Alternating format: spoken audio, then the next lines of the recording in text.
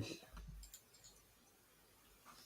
Howdy, howdy, hey. Hey, yo, yo, yo. Oh, you're up to 206 for viewers. Do we? Well, no, I have 206 subscribers. That's what I Well, meant. get those. But I got 693. No, that 206, Rick, that's not viewers. I wish that was yeah, yeah, viewers, but That would be yeah. great. I meant Oh, to say change it to subbies. subscribers, but I knew you were opening. You hadn't said actually, anything. something. And as you guys know, one of the things I've been trying to do the last couple weeks here is one of the ways I've been trying to get more views or get people more involved is by having co-hosts on during my niche newscast as well. I can Having somebody there refresh. to bounce stuff off of. And it has apparently worked a little bit because my viewer counts have been going up a little bit, but also in that time, I've had 3 new subscribers. Well, that's good. Excellent. 203, Congratulations. 206 is my high now. 206 is like my high at this point. That's the most subscribers I've ever Find had. your show. Huh? I'm trying to find your show on here. YouTube. Trying to share it like a good. There it is. I see it. I see it now. I have, I have 800 and something subs myself. Now I can share.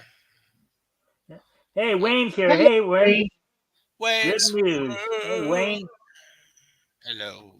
All right, and as always, for those in the chat, if if you haven't already, you guys can help out, of course, by liking and sharing the stream. See if we can get some more friendly people to engage. That'd be appreciated. Also, if anything here grabs your attention, feel free to comment and/or ask questions, and we'll try to answer the questions to the best of our ability. Now, I don't know if you guys have noticed this. I've noticed this the last few days here, last couple of days. But apparently now on StreamYard, they'll show you they'll show you your mods now. On YouTube, you usually see the person's name in blue with the hammer or whatever they use to designate a mod. Now you can see it on StreamYard too. Great. Hey, Elk here. Elk of Antioch. Yeah. Hello, Elk. Hail Xenu and Xena are one true savior. With the green little aliens there, I guess. I love the aliens. Yeah. All right. So with that, let's get started. See, we already have five viewers. That's good. That's a good number thus far to get started with. Anyways, so what we'll start off with here, and we'll start with We'll go from Apex to Rick and stuff like that. So before we get into anything, you guys want to do any intros? So we'll start with you, Apex, and we'll do Rick. Of course, as always with the intros, tell people a little bit about yourself, maybe promote anything, share any links if you'd like. Go for it. Apex. Hello. Brett Cantrell, Apex Comics. Based in Lubbock, Texas. I'm a comic book creator / YouTuber, promoter, etc. Man of a few hats. And go ahead and open my screen, widen my screen, if you would. All right. Just give me a...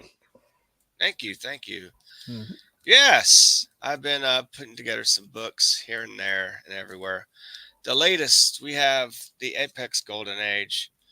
These are from some reprints from 1998, reprinted at the 25th anniversary, which is around last year. You get 32 pages of Madam X. They're size of trading cards, by the way, and about 28 pages of Nikolai Starr. 2 World War II heroes I created. Madam X, Woman of 1,000 Faces, assigned to kill Adolf Hitler. And Nikolai Starr, a Russian POW in a Nazi war camp, who gained the powers of a metallic man with superhuman strength. And there you have some there'll be different prints for each of these these sets right here. Who's the metallic man right there? That's Nikolai. Nikolai Star. Nikolai Yeah, Star, sounds Red similar Star. to Colossus A from bit of X-Men. a World War II version, but he doesn't have all those lines in his arms and stuff. Huh. He's a chromium man, basically. Hmm. Chromium iron or steel, chromium steel.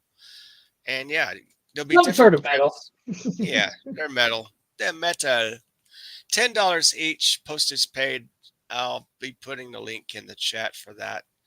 So yes, just for sale there. I'm also reconfiguring my Fembat the Creep preview ash can. Here's like a back cover of the Creep, and I've developed the cover for the Fembat. How creepy is it? He's in a the other cover's in a different area that I can't get to right now. But yeah, the Creep and Fembat. Fembat will look, in case you haven't seen Fembat, she's a 60s go-go dancer that gets bit by a vampire. Hmm. And she gains the abilities of a vampire, but she wants to be mortal again so she can go to church and experience some sunshine, what have you. It's like one of the pages from Fembat. So basically, somebody who's turned into a vampire who basically wants to who kind of regrets it or wants to repent and wants to go back to being mortal again.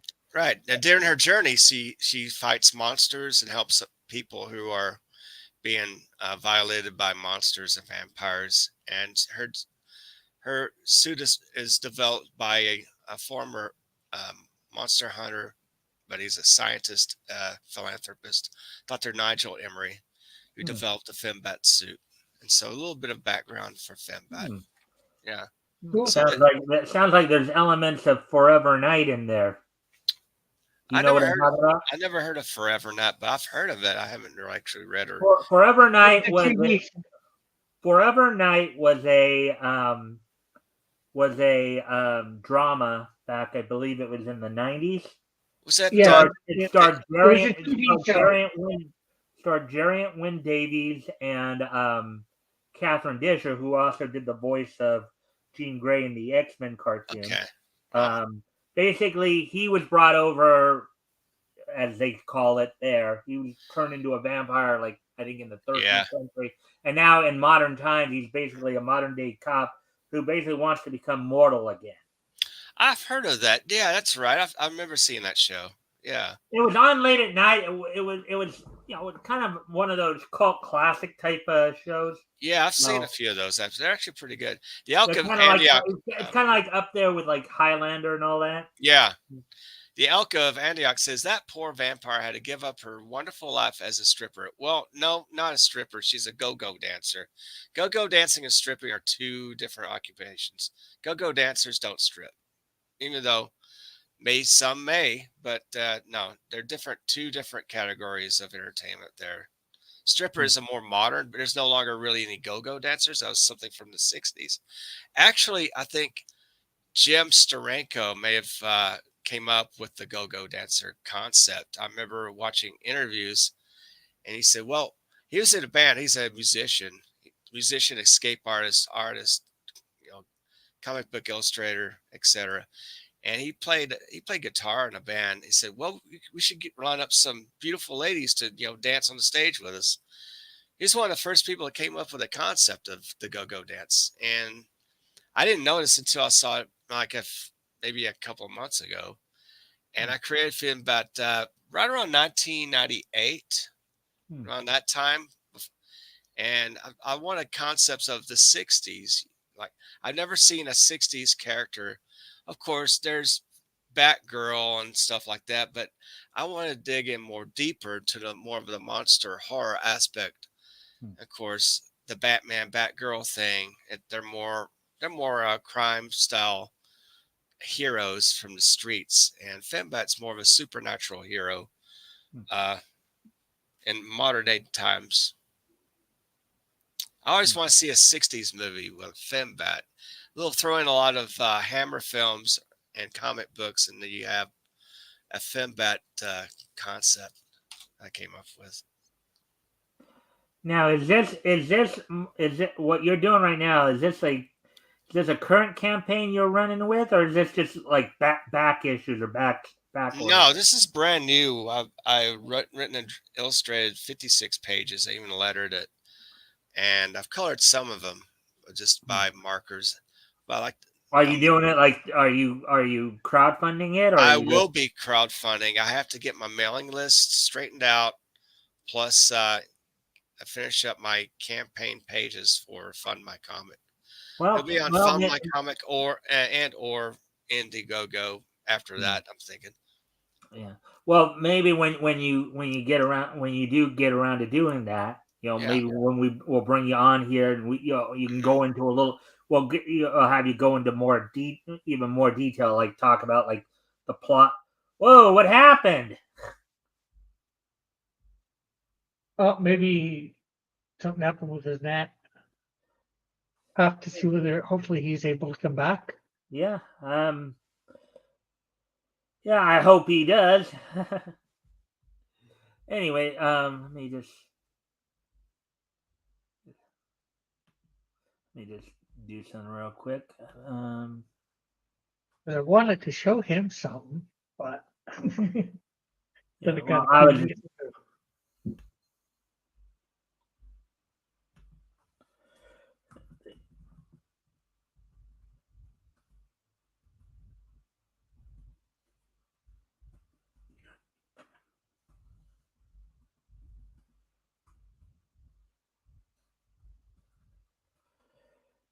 send him like everything all right, coming back.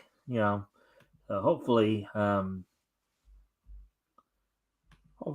there he is. And just as I messaged you, I come back to this screen and see you're here. Oh yeah, I kicked myself out by accident. I was going to let me show you one of my trailers, by the way. Let me go get that out real quick. All right. Well, let me just. Well, but as I was saying before you took off on me.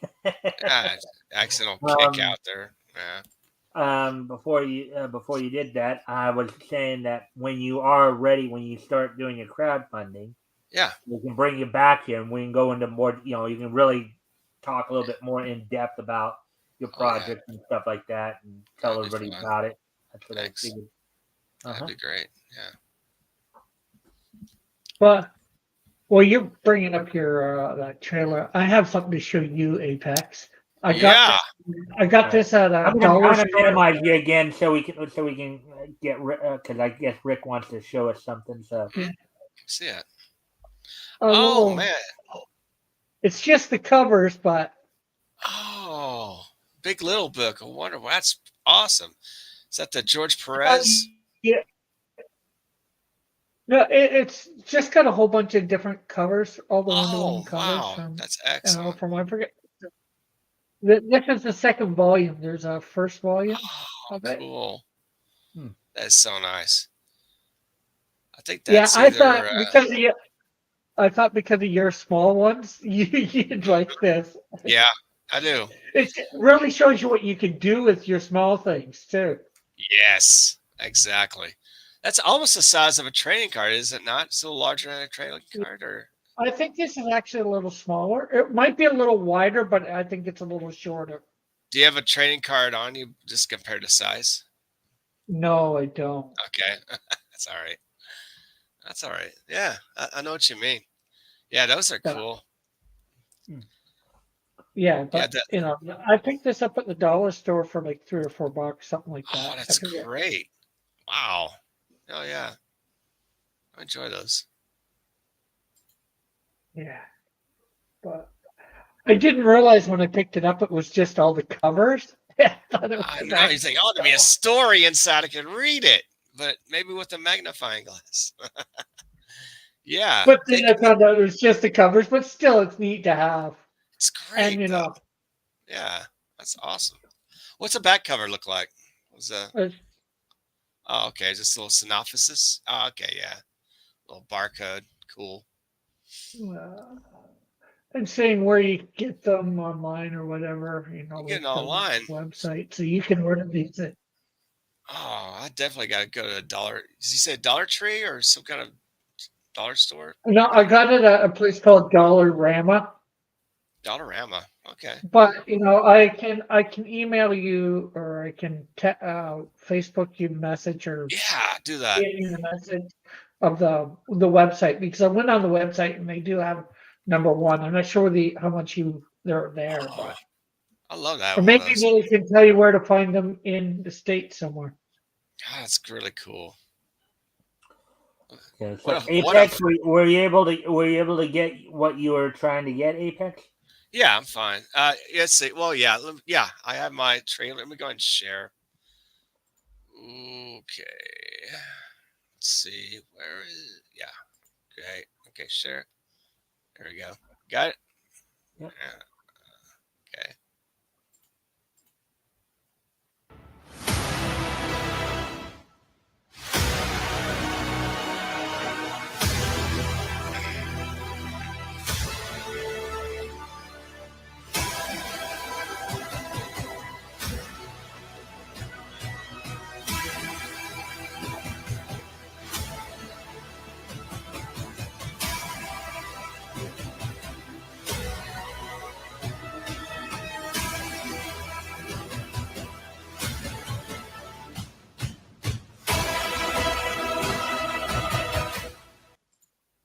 Not quite on Indiegogo yet. The trailer was created by the great Pedro Ang, who's done a lot of trailers for other people Hmm. around a couple of years back. And this is like putting a campaign. I've never done it before. I'm completely just wet behind the ears on this sort of thing. I could create the comics, I could put them out, but the marketing aspect, the crowdfunding, that's a whole new ball of wax for me. Hmm. Yeah. So it really I is. say just go look at a few different campaigns that you like, look through them, see which ones you like, and try and use them as models to set up your own on the back end. Yeah. You seem to be pretty good at that stuff, Rick, about uh, putting together what kind of mailing that did you use a MailChimp mailing list or some other No, no, no. oh Well, technically the second time I did. Oh, okay. like the second time when after I had done my first campaign, I collected all the emails from the first one, and Mm, I sent out, emails to everybody. Hey, the second campaign's up, for number two, Canadian Shield 2, Snowdrift 1. But I just went on a whole bunch of shows, yeah. and of course I had built up my own audience and let them know that they knew I was doing it. So Oh yeah, man. Yeah. for the first one, Yeah, that's a whole lot of work making your own comics and put the stories together and then campaigning for it, putting your crowdfunder together with all the pages and what that it's like a that different job. in some ways I find that a bit easy. That's fairly That's good. easy to. It's just the campaigning is hard It because is. getting Yeah. out on all these different shows, contacting people, Hmm. setting up when you can go on their show and all that, Yeah. juggle. And then when you get on there, the interview, you never know what it's like because everyone's different. That's But right. then again, sometimes you're answering a lot of the same questions. So that's not hard. But it's the hard part is getting on a bunch of shows and letting people know that you have this product available. That's the hardest part. You're And then right. getting them saying something interesting enough for them to say, "Yeah, I'll check it out." And then your page being interesting enough that they'll say, "I'll buy it." Hmm. Yeah. Let me throw your money at you. There's the books. Throw some money. That's how it works. Yeah. Actually, of late, I've been doing that a little bit more. As you guys both know, I of course will go over the article from Bleeding Fool, the Indie Comic Showcase, but also, if you guys notice here, I've been trying to do this a little bit more too, like giving like you guys a chance to promo your stuff on here as well. Um, just to add a little bit more depth to, 'cause usually I cover more or less classic stuff. I still cover like the niche news and stuff like that, but trying to just add a little bit more to it. I never necessarily saw myself doing like what RJ does, you Yeah. know, but I figured I can do stuff maybe a little bit here and there, because my thing is I want to get the conversations going, Sure. So even when I do it, when I bring you guys on and have you promote, it'll be more in a conversation. It won't be as much like an interview format. It's more of a conversation format. Yeah, but you interview with the conversation, ask questions about the book, they Right. respond. And even with me, when I do my quote unquote interviews, I talk, we talk more, we talk about the comic, we talk about other things, because you want to appear likable or however you want to put it, to people. And if you talk about more than just the book and other things, people get to like you a bit. Yeah. I've got to go off camera for a quick set, guys. I'll be right back. But if you guys want to One. keep talking, Sure. Yeah, man. yeah, just Putting the link out there for the book. Well, the mini Cool. comics that is. Yeah. Oh, gotta think about. Oh yeah, here it is. Mm. So, any chance for a Canadian Shield 3? Oh yeah, there is going to be. I'm slowly working on it, not as fast as I would like. I understand. I do. I actually, that's Well, actually a good segue because was there any before we do that, Apex? Is there anything more you wanted to add to your intro, or shall we move on to Rick and letting him do his intro? Well, you can catch me sometimes Apex After Dark, Saturdays, either 8 p.m. Central or midnight, depending when I work that day. And you'll find me on the X Twitter under Comics Apex. And I go to various shows like this show, for example, and of course, Double Flyer Momentum's channel and Rich Parada's YouTube channel when he does the draw stream and etc. I'm on different ones of whatever they want to have me on. Sometimes I've been on Dillard a couple of times. So yeah. yeah, this. And again, when your campaign's up and running, let me know. I'll have you on one Thank you. Tuesday night or some other Very nice. night that we. See there, Apex. See, you got a couple people ready to Thank you. really help Yes. you out when you get going. Rick and Appreciate you at it. both. So, and Actually, Apex, I need to have Rex on. you wanna kind of Yeah, read I this have Rex off, on. or Yeah. want to read this off here? Yes, Apex Golden Age mini comic set, $10 each postpaid with the print. You get it on the address https on //www.paypal.me/Apex Comics. Be sure to add your shipping information so I know where to ship the book. Much appreciated. Yeah. And that, of course, that's After all, just. you wouldn't want to ship it to a black hole, right? No, black holes in the universe don't really read comics or anything else. All right. Okay. Oh, So, all right. Well, also, Rick. that's just in the U.S. too, of course. Not probably. Yeah. The U.S. Shipping, yeah, it's domestic shipping, right? If you're out of the U.S., we'll have to talk about shipping information and what have you. I could come up with a decent deal. All right. Okay. All right. Well, So Rick, you're up with your intro. Well, of course, I'm just Rick Piper's Across Comics. The link I just shared is for my latest video.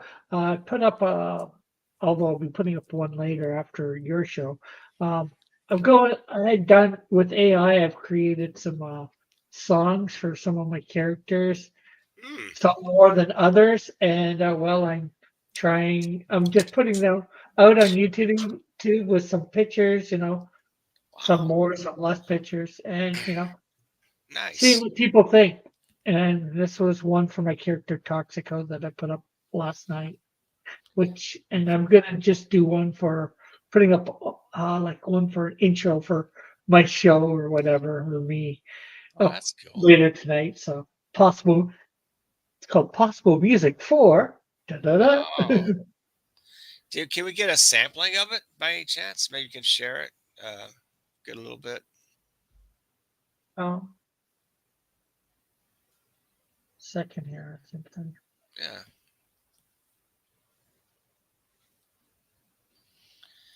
Good way to advertise your characters. Want to know who they are. Where can we find them? Where can we read Rick Piper's comics? Yeah. And thank you for coming in, everyone. A good show tonight. Mhm.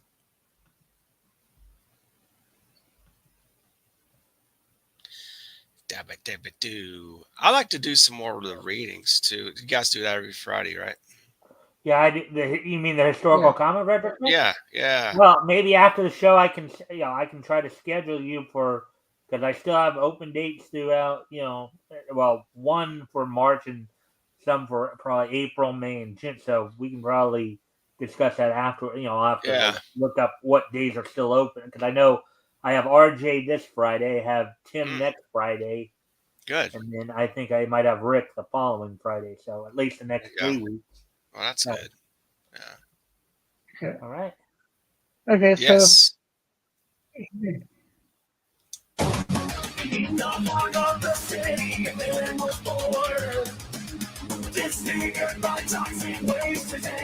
Rick, what you might want to do too, you might want to expand the YouTube stream there. Expand your Yeah, screen. oh, Yeah.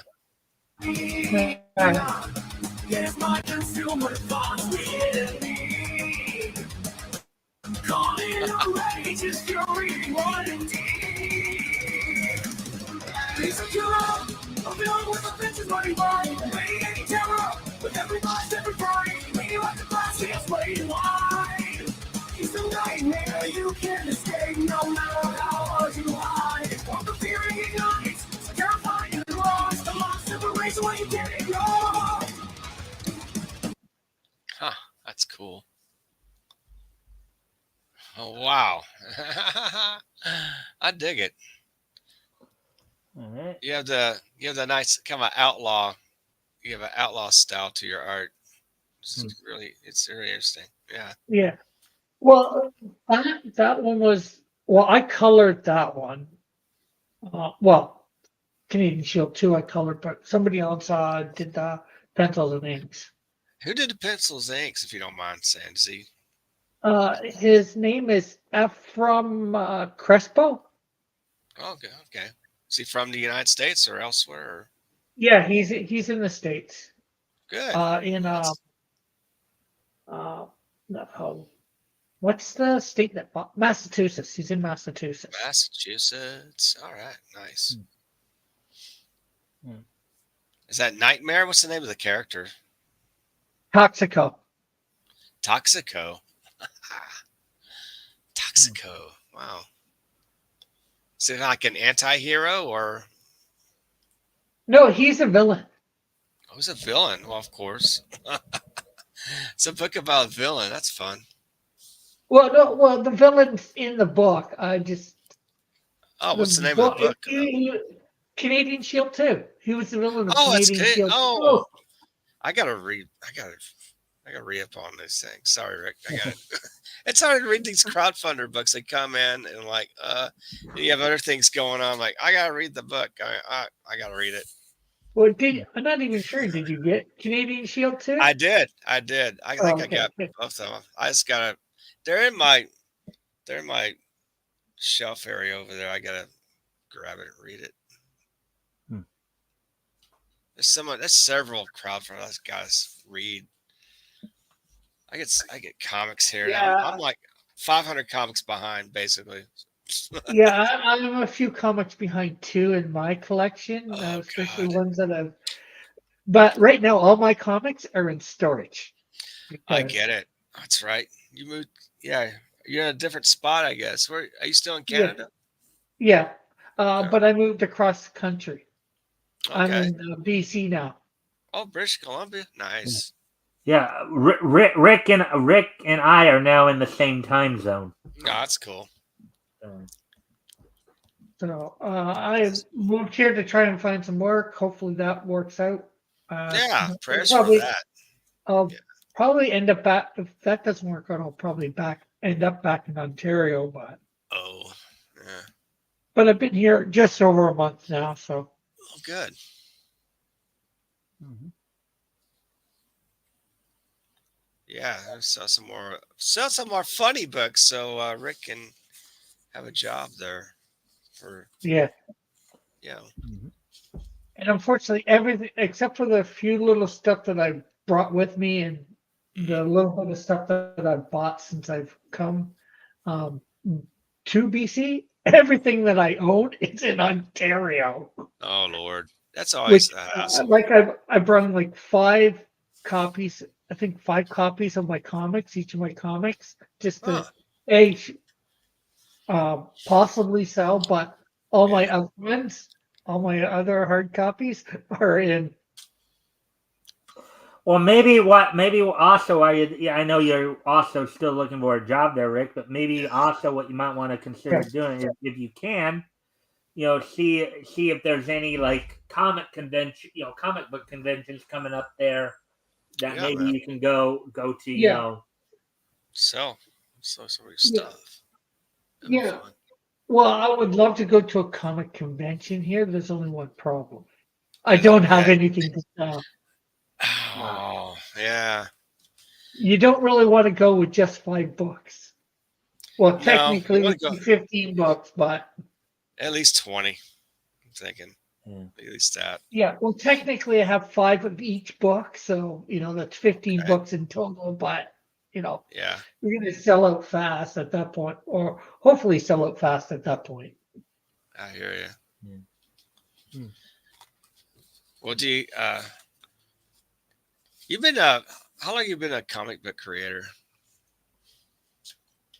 Technically, probably close to 30 years because I started creating my stuff about I, 30 f- years ago. I figured you did, man. A lot of us who have started out as kids, I have for sure. And yeah, I'm Yeah, just curious what kind of characters you created over the years, and some of them are like maybe scraps of paper in your files somewhere in your notebook, or ones that some of them, you yeah. Some of started them at. are just, Yeah, some of them I have a name, some I have a whole bunch of yeah, drawings. Like, they don't yeah. have a name, you know. I'm very Uh, intrigued by that stuff, man. I like to see a lot of these comic creators actually publish a book from what they did as kids, what they created as kids. I don't think there's really anything like that out there, and it'd be a good idea to come up with one. Hmm. Hint, hint. something one person's doing something similar to that, and that's Chris from Hero Shack. I've He's got seen he's Alex Ross do it. the Titans, something Titans. Okay, He's doing a pay thing of characters that he and some friends created. that's really cool. Hmm. All right, You know, go ahead. but that's an ash can that everybody will get if he gets to the $5,000 mark. Oh, is he Which on? Is he crowdfunding on what? one What? of my comics. Oh my God. It's for the Cyclopean #7 right now. Hmm. You want to put a link in the chat so people can actually check it out? That'd be Mhm. great. Yeah. Yeah, get this guy over the top. It's hard putting Yeah, out a funny book and make money. It really is. he's just under 1,500 at the moment. Let's see if we get him at Last time two I saw. grand. Hmm.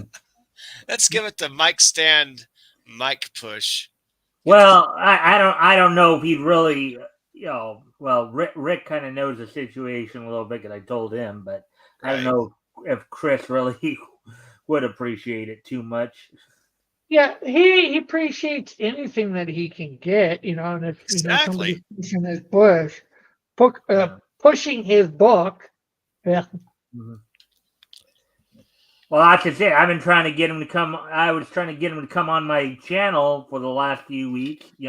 Him, Rex, and and Doc, and so they could push their butts. I was gonna give him more time to do it too.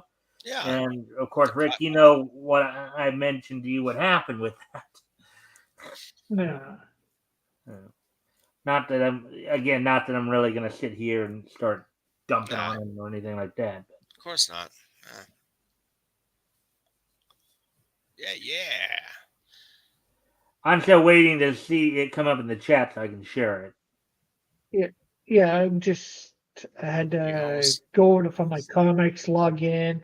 I guess I didn't have to log in, but I figured, yeah, they're at 20 backers and $1,890.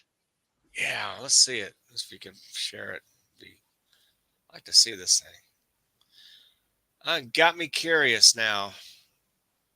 I wish I had money to actually back the books that I want, but hopefully when the economy gets more Well, the only stronger in thing a I couple can years. do is I all I can do is just share the information. I can, because I I hear ya. myself am on a fixed income, so. I am too. Like we all are, to an extent.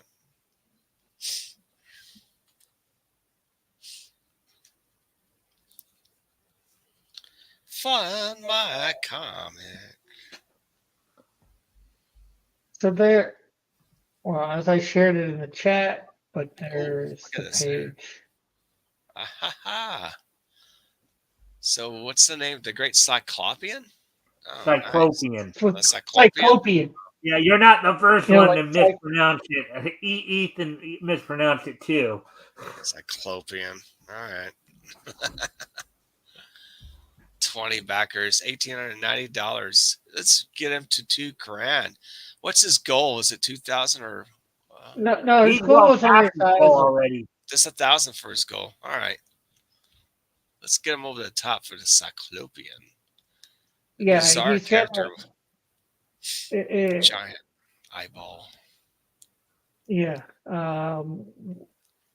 He's reached his first stretch goal. He's on the whole. If he could get to 2,500, he'd get his second stretch goal. So Okay.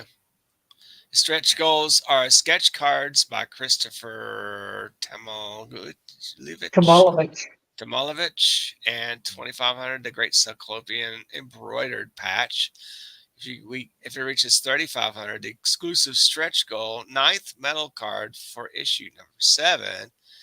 If he reaches 5,000, it'd be Titans of Justice Ashcan comic. Ooh, I like yeah, that. that's Let's give him a $5,000 if we can. yeah. I gotta get Although this it's guy's ending, address. although it's ending up not being so much an Ashcan. It's black and white, as you can see. Here's pages from it, Yeah. but it's ending up like 20 pages, and he's probably going to print it in comic book size if he, Oh, that's cool. gets to. 5K. I gotta get this guy. What's Yeah. his name? Christopher Telovich. Yeah, he's got I a think YouTube channel called most of us pronounce it Tomolovich, but I think he said Timolovich. that it's slightly pronounced differently. But How do you spell his last name? uh, T Yeah, you T put the A screen on. M I'm like, I'm U trying to write it L down. Like, wait, TAMU. TAMU. no, TE. Oh, TE, TE. Oh no, MU, yeah, I it thought is it was TA. W.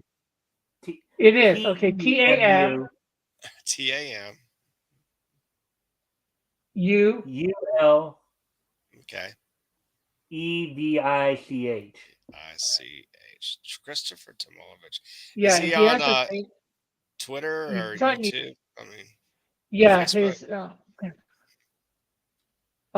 If you go to my channel, you're still subscribed, right? Yeah, it should Um, be. um, my last live stream from last Tuesday, I was interviewing them about this. They're actually on Rex's channel right now too.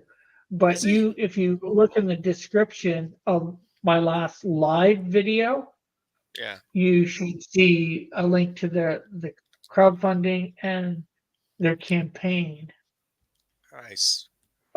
and their Twitter. I should say. Their ex Twitter thing. Yeah, cool.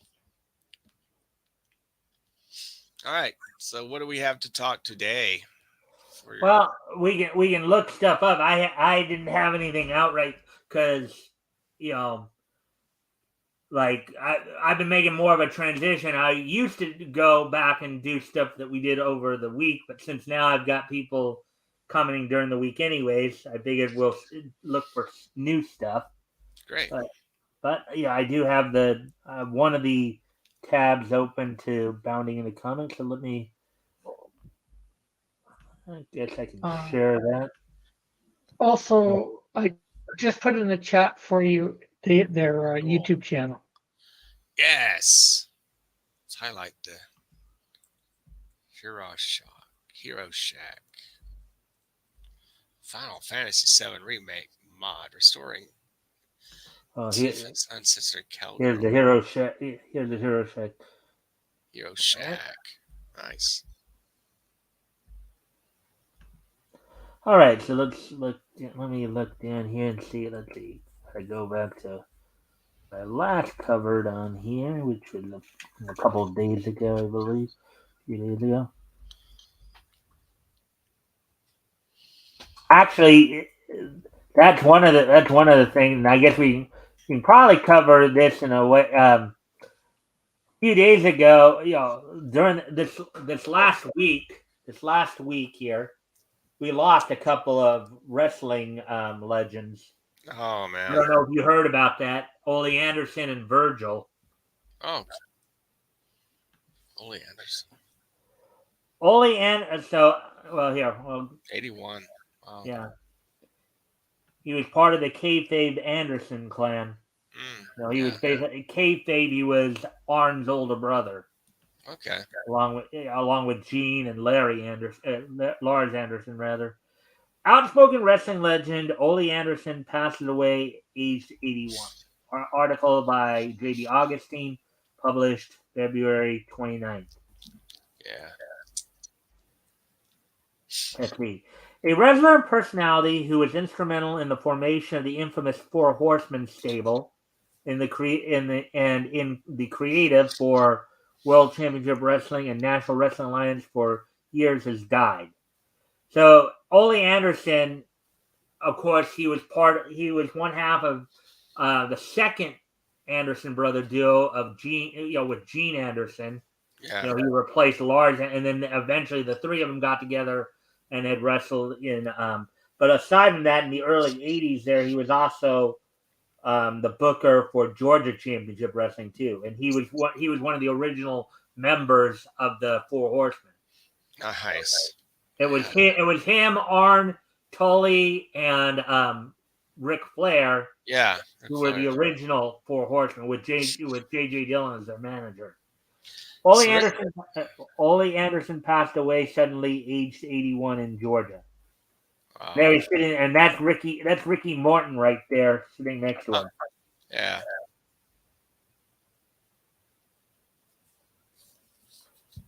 Though he never worked there and didn't have much admiration for the company, WWE reported on Anderson's passing and paid tribute to him. Quote, a founding member of the Four Horsemen, Ole's hard-nosed style and gruff demeanor helped define the group as one of the greatest stables in sports entertainment history. Staff wrote on their website. The thing and part of the reason why he ended up leaving the group, for after a while there, is because he was getting to that point in his life where he really wanted, it's like he wanted to be more active with his family, with his kids in particular. Right. And the rest of them were not there yet. They ended up kicking him out. That's when they kicked him out and brought Lex Luger in. Right. So, you could see some of the clips here. You could see him on TBS every week in the 80s there in the mid. Right. Yeah. Quote, trained by WWE Hall of Famer Vern Gagne. There's a number of guys who passed through AWA. He was one of them, along with Lars Anderson. Ric Flair was another guy who kind of started out in the AWA as well. Anderson was a prolific and decorated tag team wrestler, most famously alongside Arn Anderson in the Minnesota Wrecking Crew, only because with Arn was the one where they actually got more the national exposure. But his most successful duo was actually with Gene Anderson. Right. It's kind of funny because Gene Anderson was a multiple time, tag team champion, both regionally, maybe not necessarily world tag team champion. He was with the Mid-Atlantic version of it with Ole, but in the late 60s, Gene teamed with Lars, and then in the late 60s into the 70s, Gene started teaming with Ole.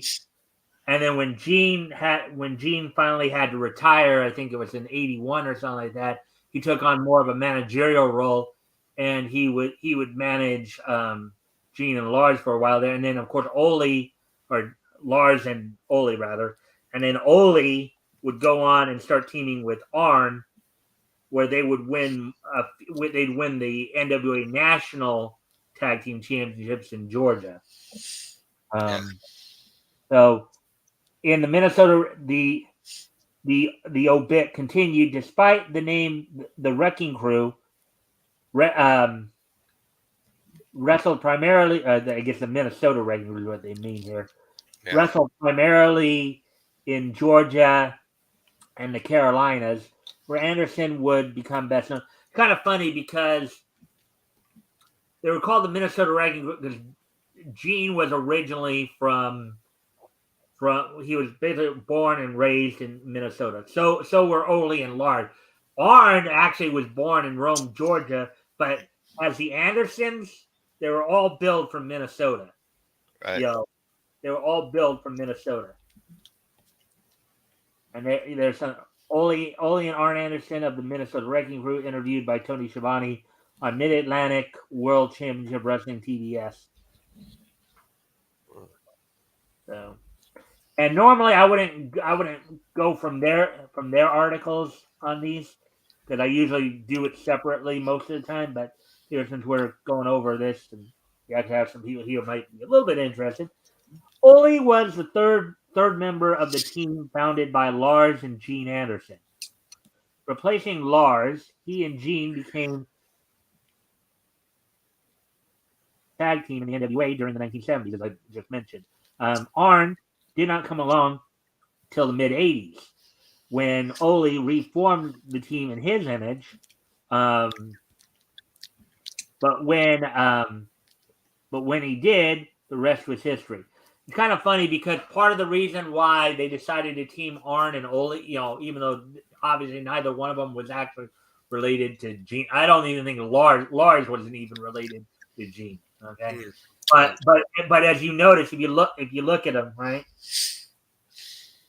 they actually look like they could. Now, initially, when they started teaming together, they depicted Arn as Ole's nephew, right? But then they decided to make it brothers. Yeah. So in kayfabe, the Andersons were all brothers, basically. Yeah. And Lars Anderson went by the name. Lars Anderson, his real name was Larry Heiniemi. He would wrestle at times and such, but he wasn't with the Andersons. But anyways, let's see. They would form the Horsemen with Tully Blanchard, manager J.J. Dillon, NWA champion Ric Flair, also a student of Gagne. Although the group was a force to be reckoned with and considered the greatest heel stable of all time, that doesn't mean Ole liked everybody. Right. Yeah, and there are stories, and I've heard some of these stories too, where Ole was considered quite a cantankerous individual. Yeah. He's kind of a very gruff individual.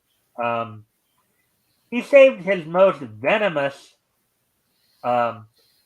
opprobrium for Flair specifically in shoot interviews, such as the one below. So, following Anderson's death, however, Flair buried the hatchet on social media. Quote, "I am forever thankful to Ole and Gene for bringing me in to Crockett Promotion as a cousin." Yeah, and that was another thing they did. Yeah. They had Flair. They basically had Flair as a storyline cousin, as a kayfabe cousin. Right. It launched my career. I will be grateful forever for you giving me the opportunity to become who I am today. Unquote. And Flair, of course, got his start with Jim Crockett. Well, he got his start in the AWA, but it was in Jim Crockett Promotions where he really made the name for himself. Yeah. In the Mid-Atlantic area. Said Flair via X, the former Twitter, in parentheses there, quote, "We didn't always agree with each other, but the honest-to-God truth is you and Gene started me. Rest in peace, my friend," unquote. And basically, one of the things that they didn't agree on was what I was just talking about a little while ago, Yeah. or a few minutes ago, where Gene had wanted to, maybe focus more on what, going and watching his kid, Hmm. and other horsemen just weren't having it. Right. Um, there's Rick, Arn, Yeah. and Rick, Arn, and Ole right there. So technically, is Ric Flair like the only living horseman that's still alive? I mean, No, no, no, no, no. who Um, else is alive besides? Is it Luger's still around, right? right? He's still around, albeit he's pretty much a cripple now, Yeah. practically. I think he suffered spinal shock syndrome a few years Mm, ago. wow. Barry Windham's still alive. Yeah. Arn is definitely still alive. In Really? fact, Arn and Flair both work for AEW right now. Okay. You Oh, know, you may have seen Rick on. Well, I know you're not watching wrestling as much, but Rick Rick recently signed with AEW to be part of Sting's final match. oh Sting wow. is having his retirement match tonight at the Revolution pay per view. Oh, having it tonight. Wow. Yeah. Sweet. Yep. I've heard about Sting his final match, like on YouTube and other places, other platforms. But yeah, I hear little Yeah. news here and there. Yeah, Well, he's 64 years old. You know. that's crazy. Yeah. Arn is still working for AEW. In the role of like what they sometimes call an agent, producer, what have you. Yeah. Um, Tully Blanchard's still alive. He was with AEW for a long time as a manager, but then they let him go. Right. I don't know the circumstances of that. Um, let's see. So Ric Oh, Flair's in his Ric. now you're just talking about like the original horse or the good. You're not necessarily talking about like you don't want to run down of every horseman who's alive, including the ones who came No, later I'm that were saying not considered. the original Horseman. Yeah. So the original horseman, that was what they just mentioned here. The Andersons, Yeah. Arn and Ole Anderson, Right. Tully Blanchard, Ric Flair, and JJ. Now, I think Dylan might. Let's see. I can look that up real quick here, but I think Dylan may have. I don't know if he's still alive but I think he may have passed on recently. But let Right. me. I can double check that real quick here. So like maybe 3 or 4 guys are still alive in the Horseman. Yeah. Well, the original of the original. Oh yeah, J.J. Dillon's still alive. So the only one of the original 5 there that has passed on is It's is Ole. Ole Anderson. Right. Some of the others that came after, like, have passed on. Yeah. Like Brian Pillman, who was actually a part of the Horsemen for a while, he passed on. Chris Benoit Yeah. passed on. Yeah. Um, but a few of them are not. So few of them are not looking that great. you know, um, McMichael right now is dealing with some medical issues. Steve McMichael, Gosh. he's hospitalized right now. Well, yeah, you've been in this kind of industry, the sports entertainment. You're gonna get injured, Mhm. one way or another, or you're lucky to actually have all your faculties. Yeah, but anyways, more tributes are uh, pouring in that send thoughts and prayers to Anderson's family. His gruff and blunt demeanor might not have won him many friends, which his colleagues can attest, but Ole Anderson will be missed. He's Yeah. probably one of those guys who was obviously he was respected. Hmm. He was at least respected. May not have been well liked, but he was respected. Right. So there you go. But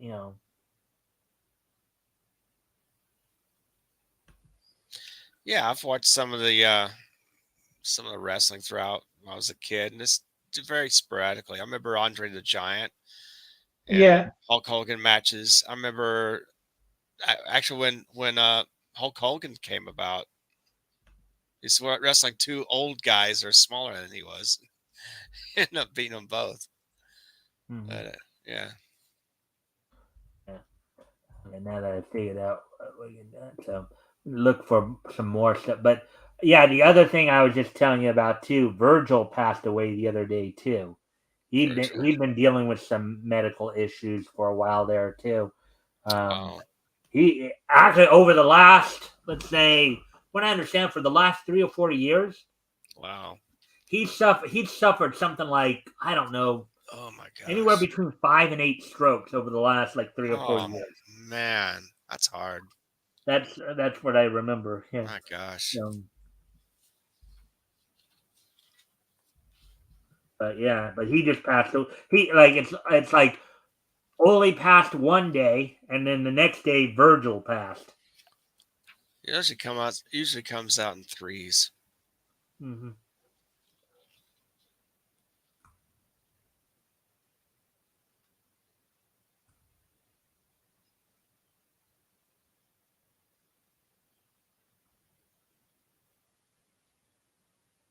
Yeah. Anyways, but let me begin sharing. We'll see what else we can find to talk about here. Mm, As soon as I get down there. for my ancestors. Oh yeah. Well, Flair just turned. You may not believe this. Flair just turned 75 about a week or so back on the February 25th. The Flair Card Company? No, Ric Flair. Oh, Ric Flair. Oh, He sorry. turned 75 years old back on February 25th. Oh my On February, gosh. Happy yeah, I and can birthday. a lot of people, the thing is, he's still trying to get physically involved, and he just doesn't look that good doing it. He's still active. Oh, I give him kudos for that, man. Mm-hmm. 75. Wow. It's amazing. Yeah, so let's see. It's like he'll never quit. Such tenacity.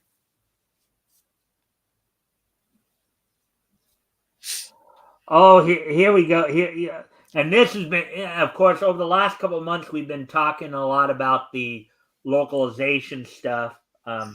Apex, you were on. You, I think, read one of the articles with me. I think on Yeah. that. We have another one here. This coming off the heels of the Brendan Blaber situation, who was recently fired by Discotech for basically bragging about the changes he made to Lovely Complex. Well, here's, I guess, another article in that realm of. And Rick, I guess he went off camera for a moment. Oh, yeah. Nice. Well, let's see. Persona series English localizer decries recently fired Lovely Complex dub writer, not for bad work, but for proving culture warrior weirdos right. See, the Oh, thing now, as we've been talking about the last couple months here, more and more companies are talking about going to AI. You yeah. know, over and I think I told you about the situation over in in Japan there, where Yeah. the one company Bushy Road was looking to start doing English simulpub, having AI do the translation with some human editors Hmm. because of some of the stuff going on here. Yeah. But article by Nerdgans published back on February 29th, which is this past Thursday. So let's see, Yeah. let's see what going on here. So, in further proving that the Western anime industry cares more about huffing up their own quote in-group image, smaller quote, than actually doing their jobs properly, prominent public-facing Japanese to English localizer Katrina Leonodakis. Um, Now this she, according from what I've seen, this is probably one of the more well-known localizers because I know Mm, there are Dark talks about her all the time, and sure. she's another one of those who really will sit there and just completely alter stuff to fit her own agenda. I hate yeah, that. Right? Has declared that, like many, she is unhappy with the recent revelation that a now former Lovely Complex dub writer intentionally butchered the anime's entire narrative for ideological reasons But unlike the masses, her issue lies not with the blatant disrespect to the original work, but the fact that the entire situation has given validation to the many criticisms of quote unquote culture warrior weirdos, i.e., regular anime fans. Or It's SJWs. To them, if we don't want to swallow the manure they want to feed us, therefore we're the bad guys, right? What's that? I think it's Isaiah 6:9 that said it best. You know, we will come to a point when right is called wrong and wrong is called right. Right? Yeah. I was just going to say, Lovely Complex. Is that not the story that we read, I think, earlier this week about the one? Yeah, that's probably the one where the guy basically he was actually part of the dub writing team, and he went out and he started to brag about how he basically intentionally butchered it. And then, because and then he wasn't fired for intentionally butchering it. He was fired for announcing it to everybody. That's what they say he was fired for. And that's the person that basically they didn't like the anime the way it was or whatever. Right. They thought it was crap or whatever. Okay. Right. They thought it was problematic because he basically said that he thought it was transphobic. Yeah. And others too. But yeah. As previously reported, following his publishing of a lengthy manifesto in which he bragged about how he, quote unquote, definitely hated the series and went out of his way to alter its entire. In fact, Rick, you might even. In fact, that reminds me of the conversation you, me, and Elk of Antioch were having there. Where remember where I asked, well, if he hates it so much, why is he even doing it? And they were going, money. Good. Fired his ass. Great. Yeah. Well, yeah, but they fired him not because he butchered it, but because he made it known that he butchered it. Yeah. They don't want people knowing that. It's like... Well, they do now. Well, people were already knowing it, but they just didn't want it broadcast. Glad it did. Yeah, so Sheridan went out of his way to alter the entire narrative, from changing character personalities to turning a feminine male into a transgender woman. Discotech fired Lovely Complex localizer Brendan Jello Apocalypse Blaber from their roster of in-house translators. Now, mind you, this guy is also a YouTuber as well. The Jello Apocalypse, I think, is his social media and YouTube name. Yeah. So anyways, quote, frankly, having the dub come out this good in the end is a little frustrating, unquote, bragged Blaber in the Patreon post, which led to his firing. Quote, anyone who watched this show as a kid and has fond memories of it and revisits the dub will think, quote, wow, it's just as good as I remembered. No, it isn't. We made it good. This show sucked. Now, the person he would, and I mentioned this to Rick the other day. We were talking about this specific, not Katrina here, but the Blaber article that we're referencing here. Yeah. His co-translator, director, as it were, was Marissa Lenti, who's also a well-known Wokey, basically. SJW. Yeah. However, rather than condemn Blaber for his absolute failure to properly do his job, Leonodakis, now, mind you, that's how I'm pronouncing it. I'm not sure if that's... It looks kind of Greek to me. It looks... like... That's just how I'm... Leon Odukis? Dakis? Leonodakis, I guess. What I'm getting... The way I'm saying is Leo no Dacus. Dockies. I continue. That's right. Yeah, no, Who many may remember for either her work as a localization coordinator or the recent current Genpo ports of Altis, Persona 3 Portable, Persona 4 Golden, or for proudly boasting about how she ran roughshod over High Dive's English subtitles for My Life as Inukai-san's dog, instead chose to chastise him for giving ammo to the culture warrior weirdos, quote unquote, who regularly chastise her industry's ideological graffiti.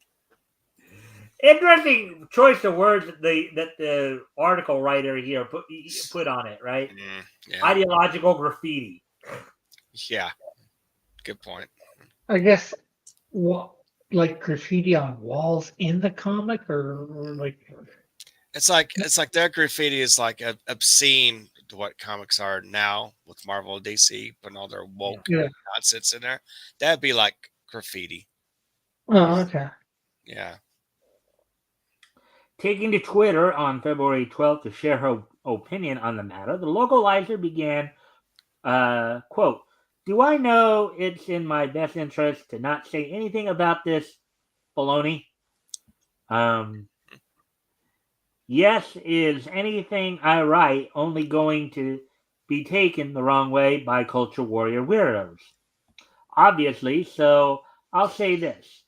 You aren't going to love everything you work on, but it's your job to do justice to the work and its audience and remain professional about it all," unquote.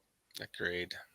So I think what her issue is one that the guy bragged about. The guy was doing kind of the in your face kind of moment. That's what she's. It's not that he did not respect the material. It's that he didn't. He basically just wasn't professional about it. That was her whole.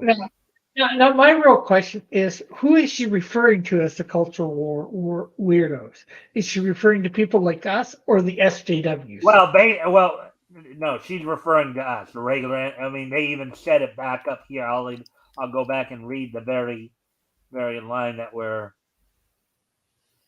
Let's see. Yeah, it says right here. Culture warrior weirdos in parentheses, and then i.e., regular anime fans. Yeah, I didn't see that. All right. So that's basically what they're talking about. She's again another SJW that just likes to insert her. Yeah.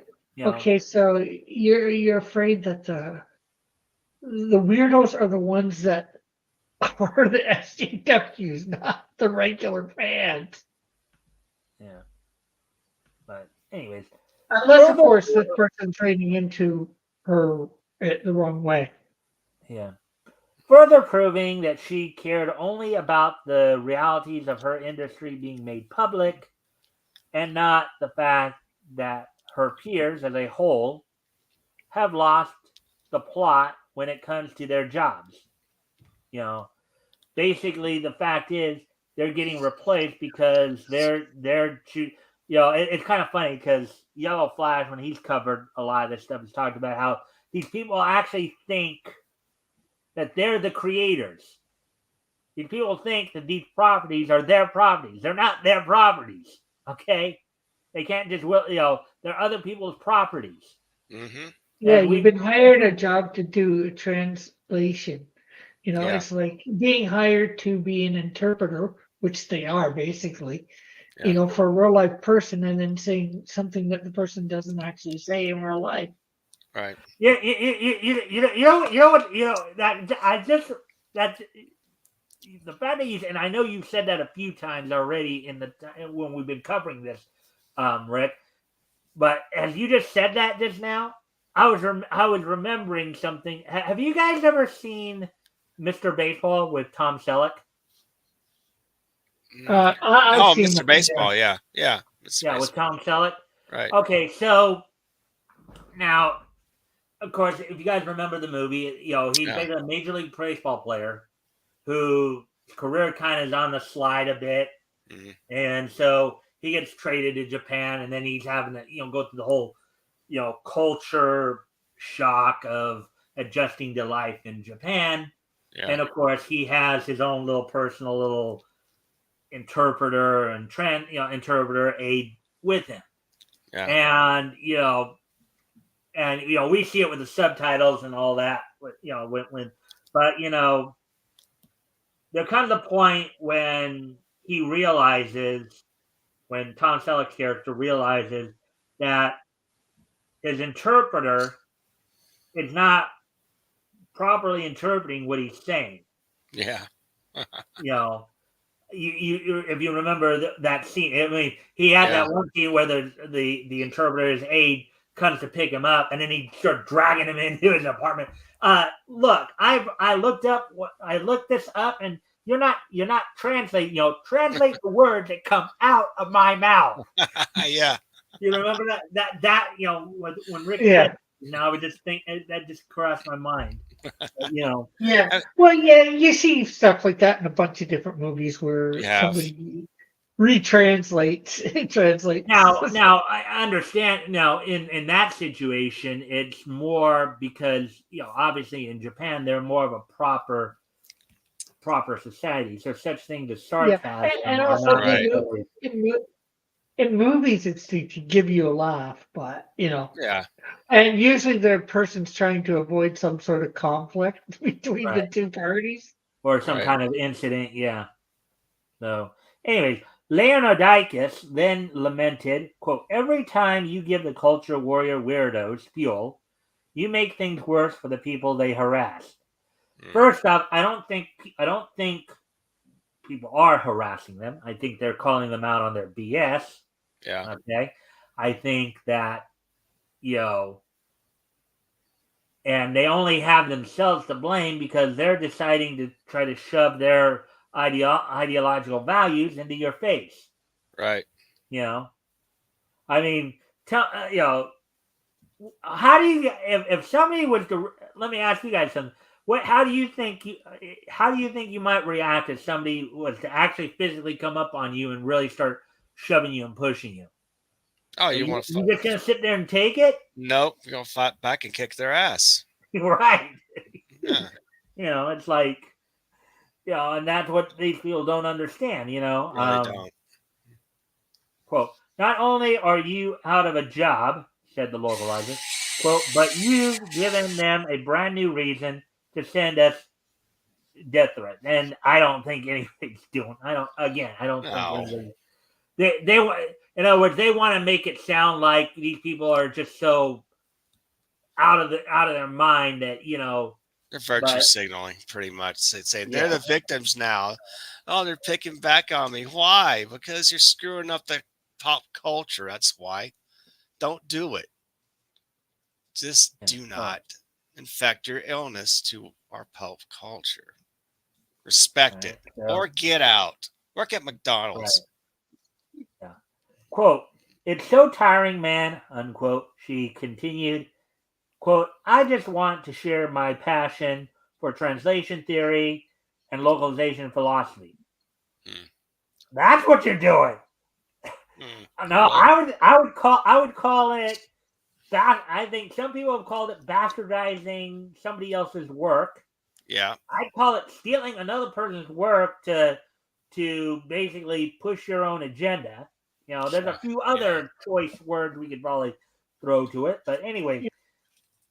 Oh, Rick, you were about to say something? No, I was just agreeing. Yeah. Instead, I've got to stay quiet, pretend nothing affects me, or that I don't care. Don't fight back. Don't look. Just smile and take it. Well, I mean, again, you wouldn't be if you weren't trying to start your own little fire.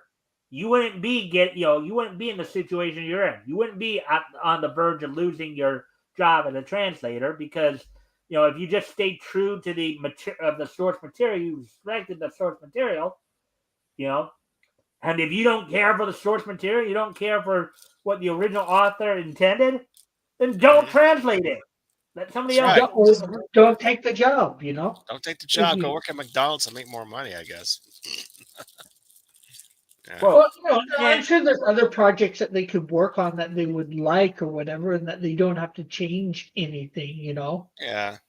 Like My Little Or, Pony. or like, okay, so you can translate Japanese to thing. How about going and getting a different job somewhere else as a translator? Yeah.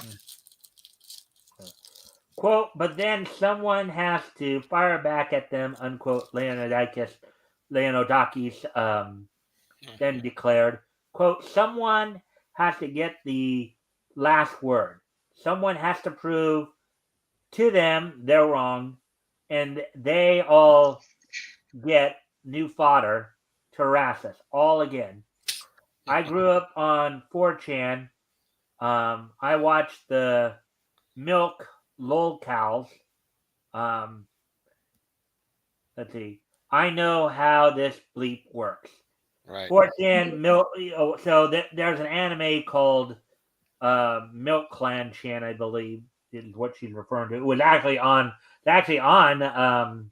Adult Swim for a while there. In fact, But you have to prove to them they're wrong. Well, you're not going to. In fact, just in doing what you do, you prove that they're right. Yeah, exactly. That's why they fight back. quote, and now this really, unquote. She continued in her prostitutions. Um, quote, they're still using that single scene from the Dragon Maid dub nearly a decade later as a reason why we should all be lynched, right? No, not lynched. Fired from your job, yes, And but replaced not by lynched. AI, which is, I understand. And Replaced actually, you by know AI. what? See, I can't say for sure, but these people are just using that along with a whole bunch of other things similar. They're not just taking one incident from 10 years ago. Yeah, They're taking probably several incidents. that's just the most famous one because the person, and I don't know if you guys have been on before when we covered that situation. It was Jamie Markey who was the one who changed that line that gave us the very infamous um, patriarchy line. You know, the Uh, whole idea about, oh, I had to change my appearance because I was tired of living up to patriarchal societal demands. okay. Elk said, I'm not sure how long ago he said this in the chat. Well, he said this a couple minutes ago.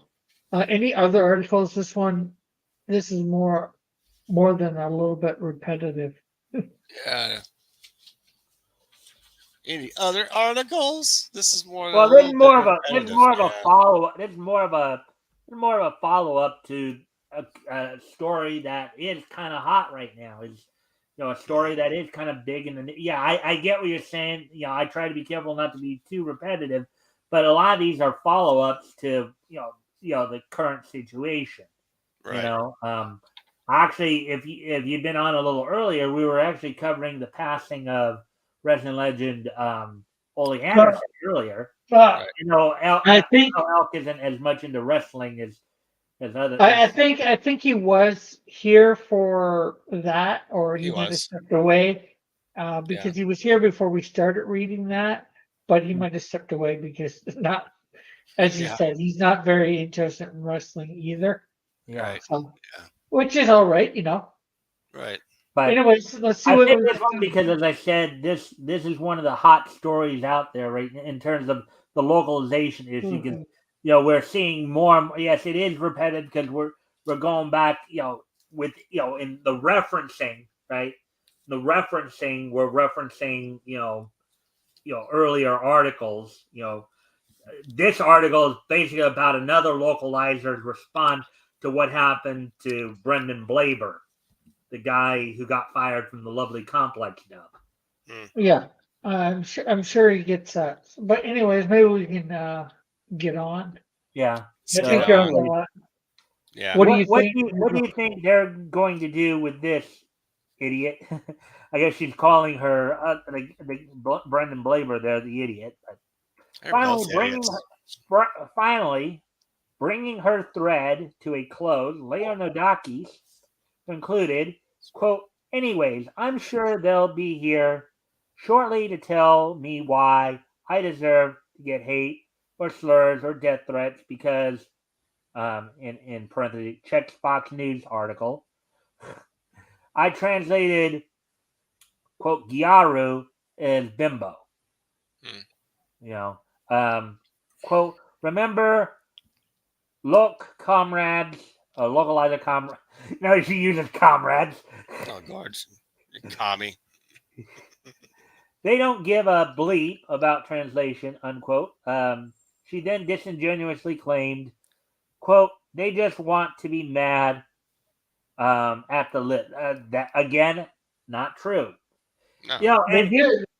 Well, why do you think they want to be mad at the libs? Okay, yeah, sure, maybe, but don't give them something to be mad at by translating it wrong. right, What's right. Gairu? What does it really mean, Gairu? What? How's that? What's that That, really mean? I'm not. I don't remember off the top of my head because I do remember reading that Here, article. It's one of here, one those things second. where Gyaru had it. She translated as bimbo, but it wasn't The meaning. quite the right translation. I Right. can go So look. brush up on her Japanese then.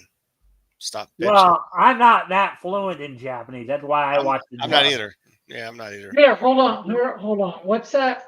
How is that word? I'm gonna look it up right now, Rick. So That's what I'm Gyaru, doing. How's Yeah. the word spelled? G what? G Y. Gyaru, but I already A-R. got it, Rick. I already got it, Rick. Yeah, Okay. Is a Japanese gal. fashion. Okay, Gyaru is a Japanese fashion subculture. The term Gyaru is a Japanese transliteration of the English slang word gal. Gal. Okay. Yeah, So essentially, well, yeah, and that does kind of make sense because Japanese yeah, don't have the letter L Hmm. in their language. So Right. many times, things that words with L's in them usually get like they usually will get an R put in there instead. So Gyaru is basically the more proper translation is gal. yeah. Okay, Which so is really whack, because that has a major different connotation. Bimbo to gal. Right. right, That's excessive, I think. Wow. yeah, Gal is just saying girl. Right. right. Or woman.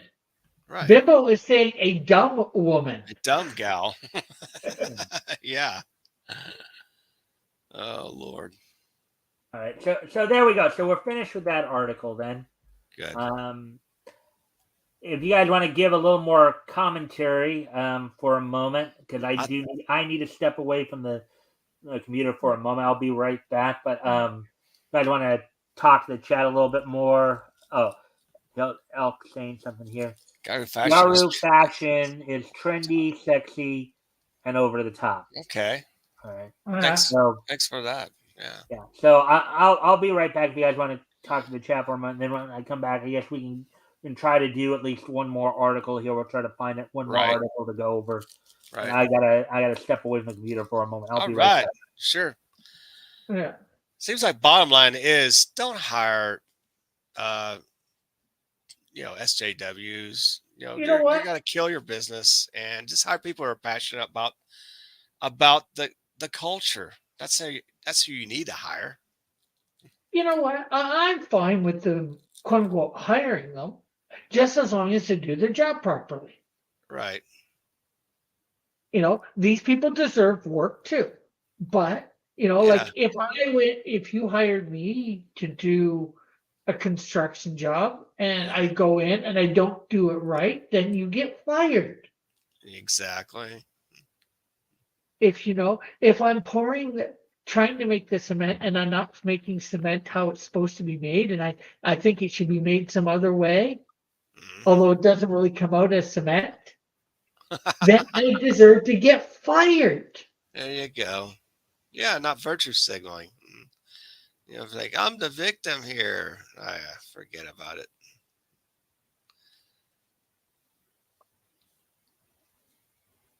But I'd say, maybe get in some other industry if you want to inflect your agendas elsewhere. I'd say don't even bother. Just wasting their damn Well, time. there's the problem in translating. You can't. You're supposed to be translating almost word for word. Exactly. Yeah. So it ends up you can't put yourself. If you just did your job, you couldn't do your agenda Yeah. on something like that. So Exactly. Yeah. so just you know whatever happened to just doing your job. I know, right? Just doing a good job. Just do your job.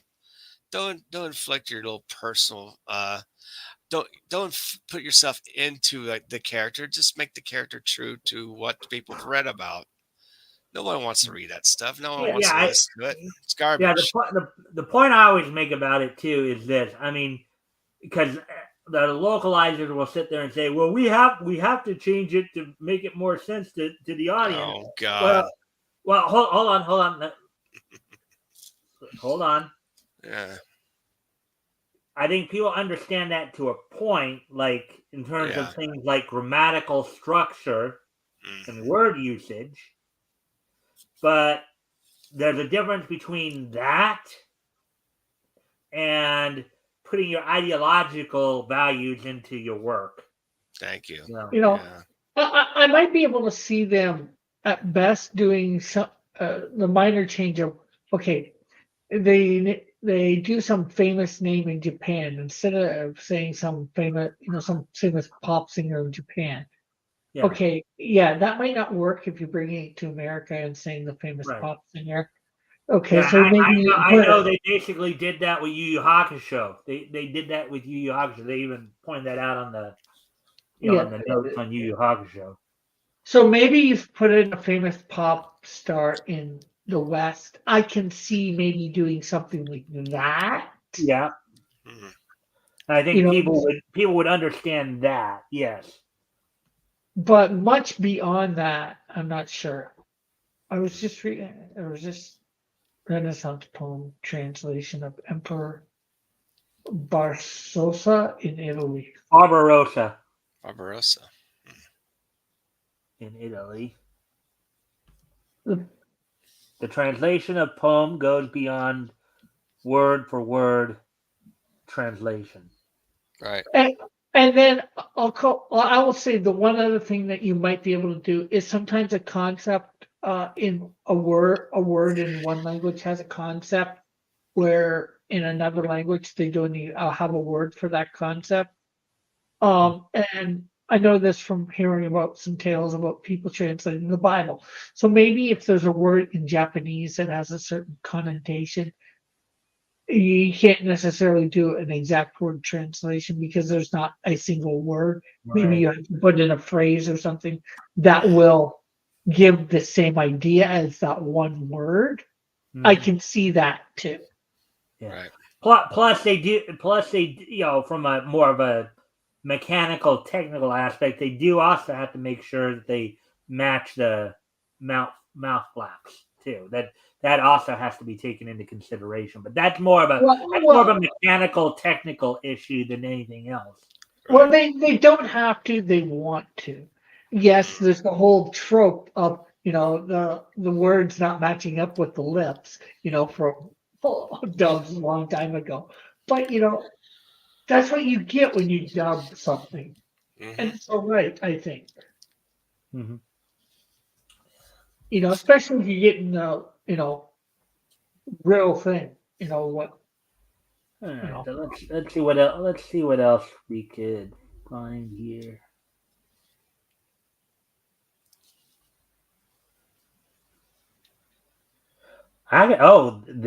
Well, as Christians, this might be more. Now, this would be more of a personal interest story than anything else. Mm. But Yeah. it sounds like something that might maybe a nice positive article to go over here. Yeah.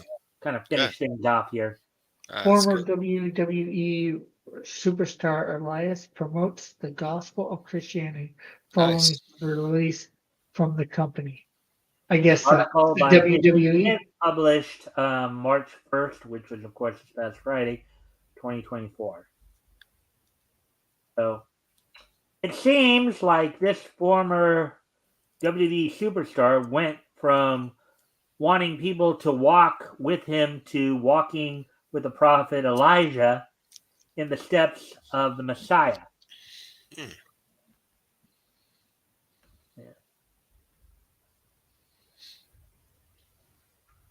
A superstar formerly known as Elias Nee Samson, who now goes by the ring name Elijah, was one of WWE's brightest stars in his nearly 10-year run with the company. Elijah's work in the ring, on the mic, and with a guitar won him a huge fan base over the few years he worked there. However, his WWE run came to an abrupt end when he was released from the company back in September in a round of roster cuts that weren't uncommon under Vince McMahon's iron hand. No, basically cost-cutting stuff. You know what I mean? That's Right. what it was. Elijah stayed pretty quiet while waiting for his 90-day no compete clause to expire. But now he is officially removed from the chains of the Federation, and he is using his platform to preach the gospel of Jesus Christ. Uh-huh. Right on. Good for him. Well, there have been a few guys over the years who've done that. Ted DiBiase is, I think, considered a born-again Christian. Yeah. Yeah. Sting's Hogan actually. was at one. Sting. Hogan was at one time. Not Brett. Shawn Michaels was too. Yeah. There's a few others that I know of that I can't Yeah. think of offhand too. That's something that might have been frowned upon by his previous employer. Nevertheless, the real-life Jeffrey Sciullo had always been an outspoken Christian and entitled his 2020 album Universal Truth, which features his hit song Amen, quote unquote. Amen. Yeah. Sciullo now uses his platform on TikTok, along with his 176,000 followers, to focus less on pro wrestling and more on promoting biblical truth. Mm-hmm. He went there recently to present his followers with quote unquote good news, that is to say, the gospel of Jesus. Amen. Elk says Hulk Hogan just started taking Scientology courses. Okay. I'm just saying what I heard back in like the 80s, 90s about Yeah. Hogan. Well, Right. I think there was a point when Hogan was considered a good strong Christian. I don't know if he's maybe walked away from the church or what have you. I guess Elk is saying that he's now getting into signs. Now I don't know if that's due to the fact that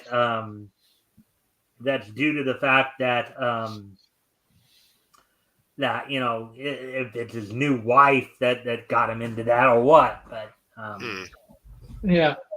So How about that? Anyways,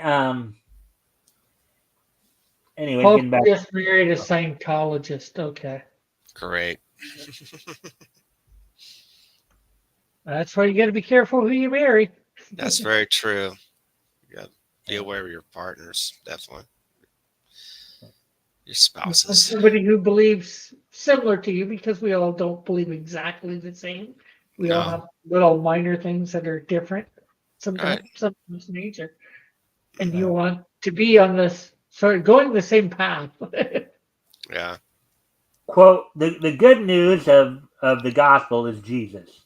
We need to make a big deal about what went down on the cross.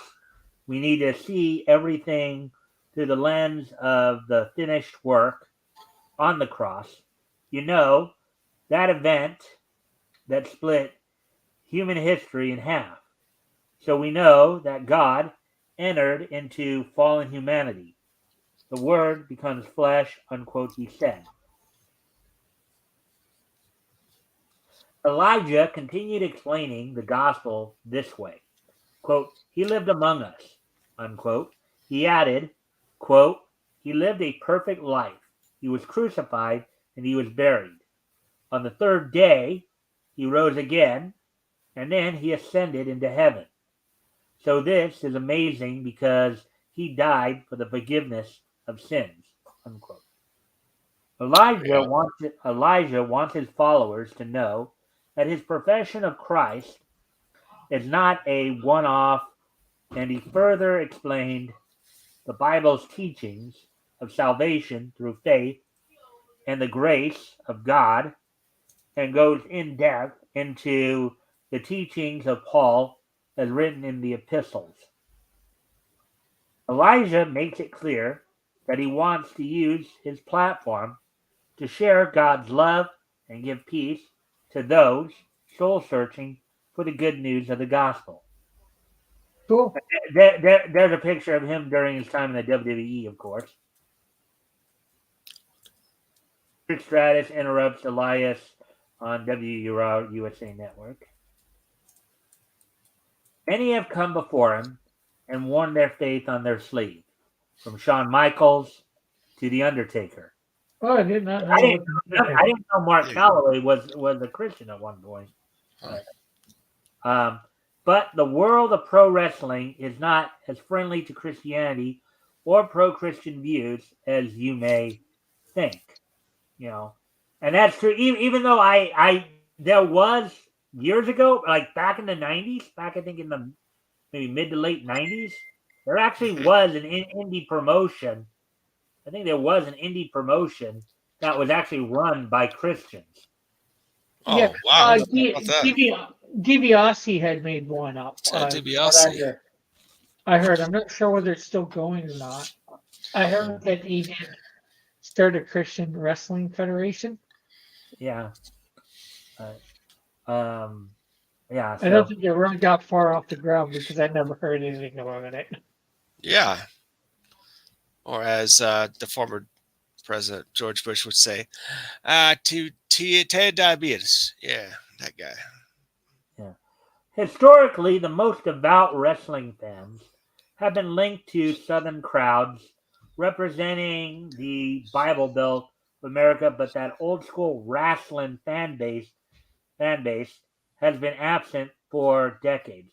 Basically, what they're talking about is back in the territory days of the NWA.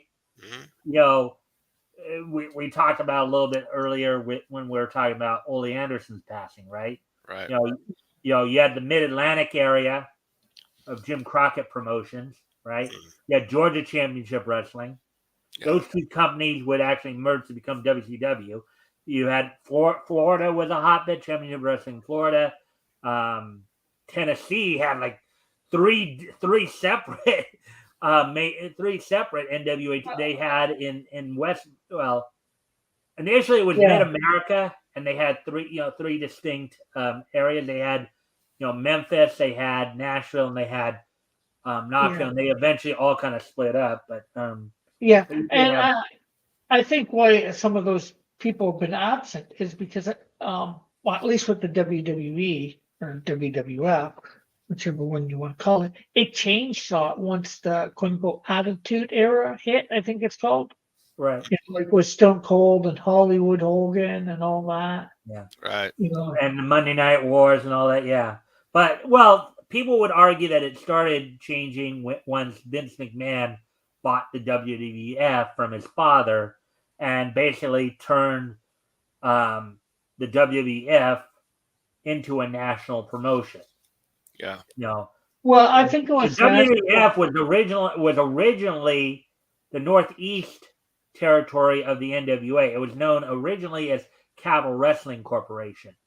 And then in 1963, they split off from the NWA, becoming the Worldwide Wrestling Federation, when Vince's father, Vince McMahon Sr., and Toots Mondt, when there was that whole schism over the NWA World title, and when Buddy Rogers had gained it, basically as was the case at the time, NWA champion could not just stay in one territory. If you were NWA champion, you had to tour the entire entire circuit. Right. But the Northeast promoters did not want him to do that, and so that led to the schism that led the led to the creation of the Worldwide Wrestling Federation. And then in 71, Vince Sr. quietly kind of rejoined the NWA, only for Vince to finally fully sever his ties with it in 83. Vince Jr., the Vince we all know. Yeah. So, but because I know around the late 70s, early 80s, that's when, the WWF became big, Yeah. right around the time Hogan got the belt for the first time. Right. So some blame McMahon, but regardless, the modern audiences emanate from hubs such as Chicago, Philadelphia, and New York City. Well, New York City was always a hotbed in the the Northeast is New York and Boston were always the hotbeds in the Northeast wrestling territory. Philadelphia has also always been even when you get into the 90s, right? Yeah. 90s is where Philadelphia is where ECW was based. So that's where they were actually headquartered, was in Philadelphia. So this has led to a creep of pro wrestling adopting more progressive left-wing fan base over the last couple of days, which is true. That is, I mean, I remember they actually had an article on here, I don't know if it was a year or two ago, but where CM Punk had basically shown his woke colors. Oh, gag. He was like, I think it was just after the I think it was around the time, or maybe just after the Supreme Court had struck down Roe Wade, where he came out basically as a pro-choicer, as it were, a pro-abortion, however you want to say it. So, kill the kids, great. Way to go. Yeah. So let's see. Oh, okay. Yeah. Which has caused woke ideology to trickle into the locker room and throughout its presentation as well. Well, and that's true because I know of at least 3 transgendered wrestlers who are basically working for. There's Nyla Rose in AEW. In fact, Nyla Rose was like the second AEW World Women's Champion, and even though I wasn't watching AEW at that time, I do remember hearing a little bit about. And they made a huge, big deal out of the fact that she was the first transgendered World Women's Champion. She was, I think, born a man and transitioned to a woman. You also have Giselle Shaw in TNA. She's another transgender. And then you have Maxie Impaler, who's in NWA right now. She's Maxie Impaler, who is a transgender woman, is currently the current NWA World Television Champion after unifying the men's and women's World Television belts by defeating Mims on this last major event. Anyway, getting back to the article here, as we have covered previously, and this is what I was just referring to. As we have covered previously, former AEW star CM Punk, who is now back with the WWE, is known for his bombastic takes on religious individuals.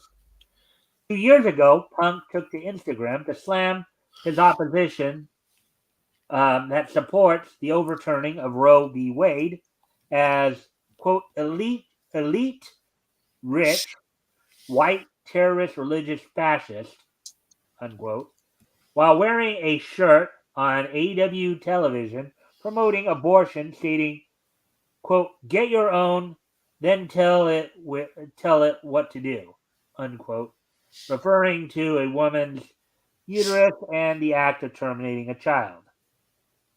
I don't want to get into any of the crush it. I don't want to, I think we all generally agree on what abortion, on what Right. abortion is. I don't This want guy needs Yeah. Jesus Christ in his life. There you and go. and there's a shirt I guess they're talking about right there. Woke. Get out. Yeah. Boo.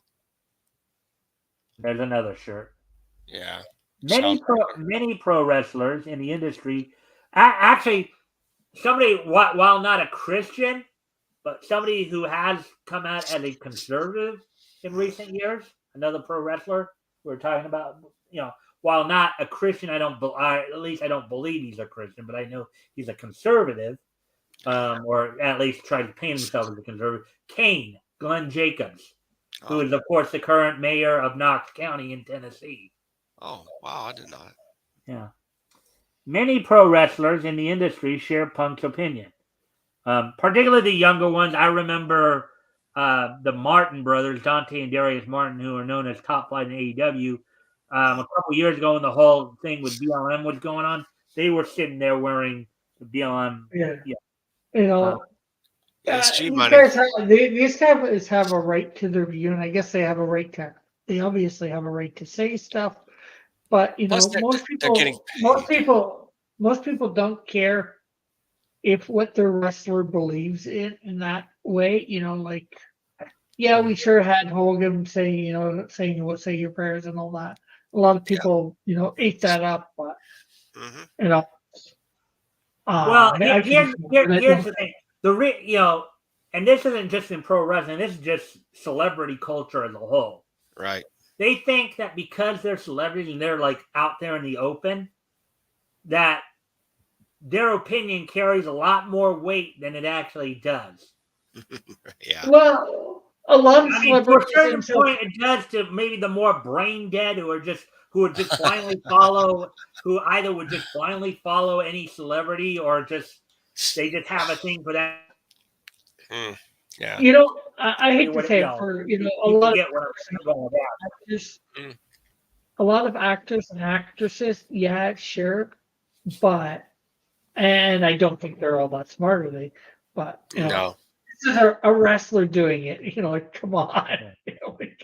Well, I mean, Alyssa Milano is a very well-known, very loud, vocal, liberal SJW type. But then again, I say this yet, They all need Jesus. I say this yet, Ted DiBiase, the Christians that we know, we congratulate.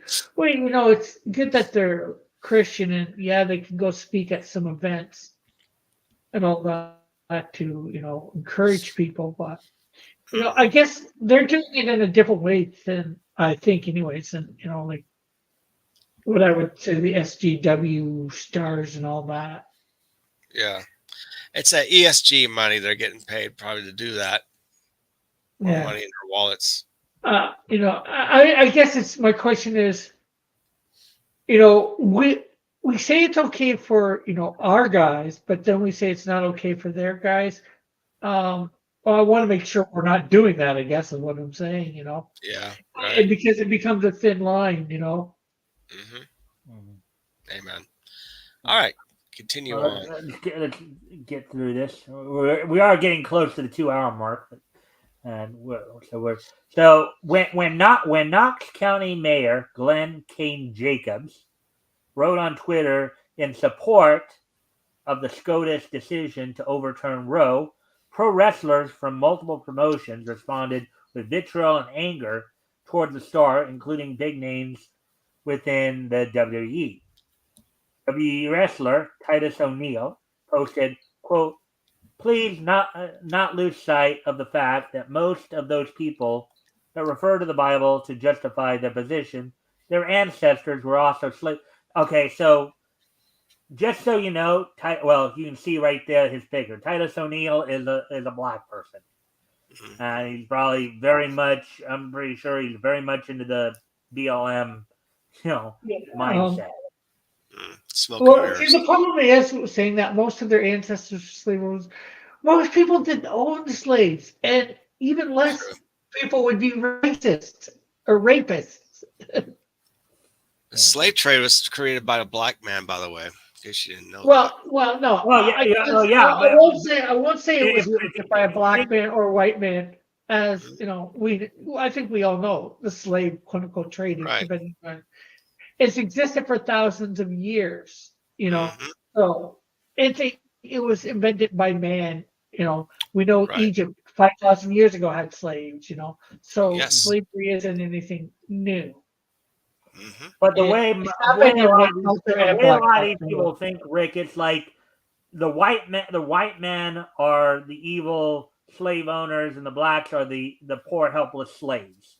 Yeah. You know, Oh, that's yeah. I know that. But just his thing that like half your nation is would use the Bible to quote unquote justify their and response. they use the What? Bible to justify that evil too. Um, But no, no, no, it's not that.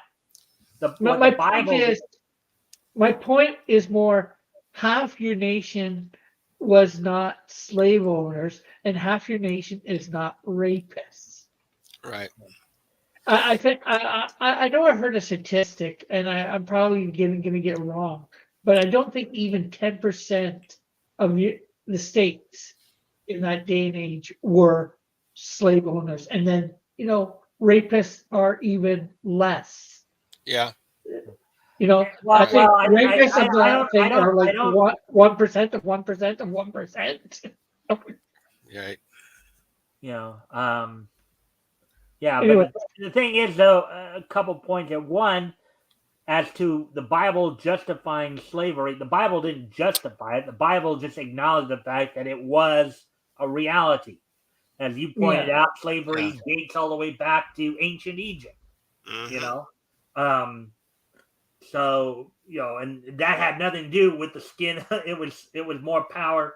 If anything, it was more likely that the brown. It was like you know Egyptians, or particularly the pharaohs and stuff, were the ones who owned the slaves, and they were not white. They were like Right. brown. They were maybe a lighter shade of brown, but They're brown. Um, yeah. and then you talk about how the slave trade was originated, but in a way that's true, because how the slave trade as we know it today, I think it started as far back maybe 17th century, 18th century. I'm It was actually born out of Africans Mhm. selling other Africans into Right. slavery. Yes. Yeah. Mhm. And also something that I know of too, there's like still over 700,000 slaves in Africa today. Mm. And it's kind of funny because they have apartheid there too, and yet these people don't cry about that. And Yeah. apartheid's the other way around. It's where the whites are actually the slaves to the black, but yet they completely ignore that fact. Absolutely. Yeah. You know, WWE wrestler Becky Lynch responded to a tweet from former wrestler Gunner, who criticized her for supporting abortion after recently giving birth to a child. She responded saying, "quote Yes, chose to be a mother to a daughter that I could safely deliver and afford to raise, a daughter who deserves autonomy over her own body. Banning abortions doesn't stop them; it stops safe ones. God bless you, your ignorance and lack of a uterus." Mm. Well, here's a novel idea. If you don't want a child, don't have sex. Easy to say. Easier said than done.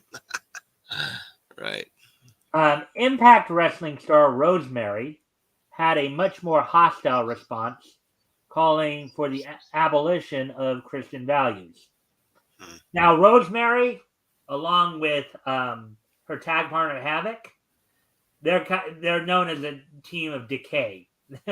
They kind of a darker duo, as it were. Right. In fact, I don't think you they notice belong. she calls herself the demon assassin right there. Mm. Quote, I quote, don't quote, think that. Mm. quote, abolish Christianity. Then you'll see they were never doing any of this for any deity. They wanted to be the deity. This is their demand of sacrifice, she wrote. Oh, Man, weird. what do you mean? Okay, that doesn't even make sense. If No. anything, it would be abortion would be the act of sacrifice. Right. Yeah.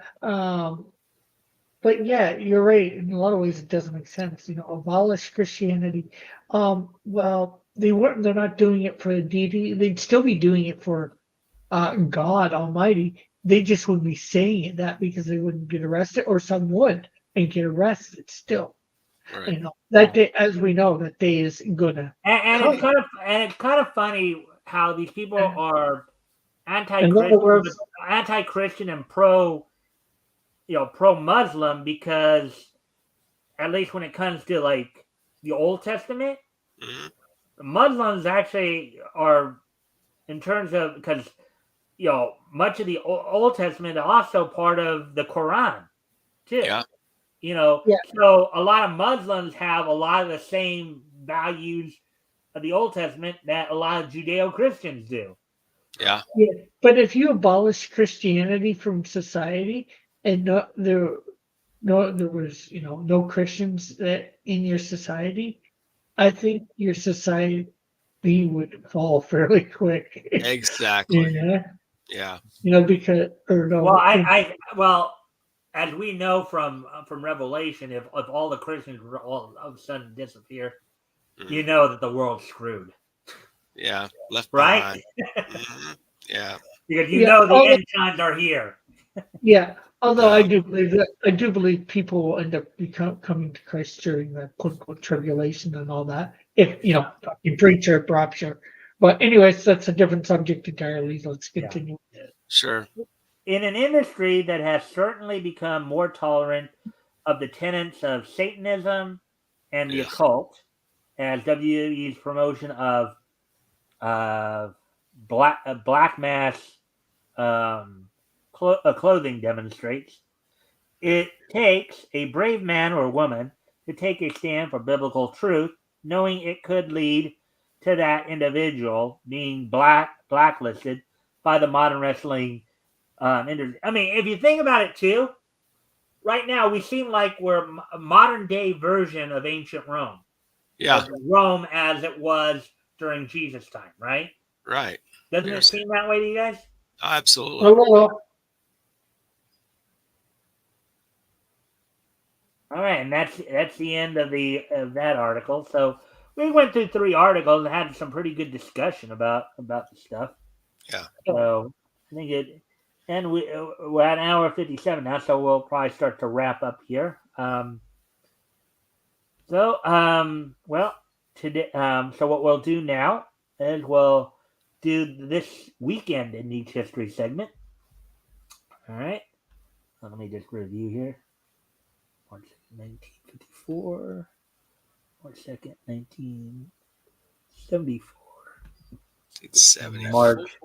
Wow. March 3rd, 2009, and March 3rd, 1984. Okay. Yeah. Yeah. All right. So, with all that being said, let's with today being Sunday, March 3rd, 2024, let's take a look back at this weekend in Nietzsche history. History. All right. So first off, we're going to head back 70 years ago today. As on this date, 70 years ago today, the 550th issue of Dell's Four Color series, with the Little Scouts as the feature here, went on sale on this date back in 1954. This is the Four Color series started up in 1942. There were 2 of them. There was 1939 one that ran for a couple of years and then started up again in 42. This is a 42. So the 550th issue of the 1942 Four Color series, Little Scouts, was the feature. Went on sale. Don't you mean yesterday, not today? Oh yeah. 70 years ago yesterday. Yeah, 70 years ago yesterday. Thank you, Rick. 550th issue of Dell's 1942 Four Color series went on sale on yesterday's date, 70 years ago today. Little Scouts is their feature. It sold for 10 cents for 32 pages. You see it all right there. So, So there you go with that one. And then we get ready to move ahead 20 years to 50 years ago yesterday. 50 years ago yesterday, back in 1974, March 2nd of 1974, Tony Marino would win the Detroit version of the NWA United States Heavyweight Championship from the Sheik in Detroit.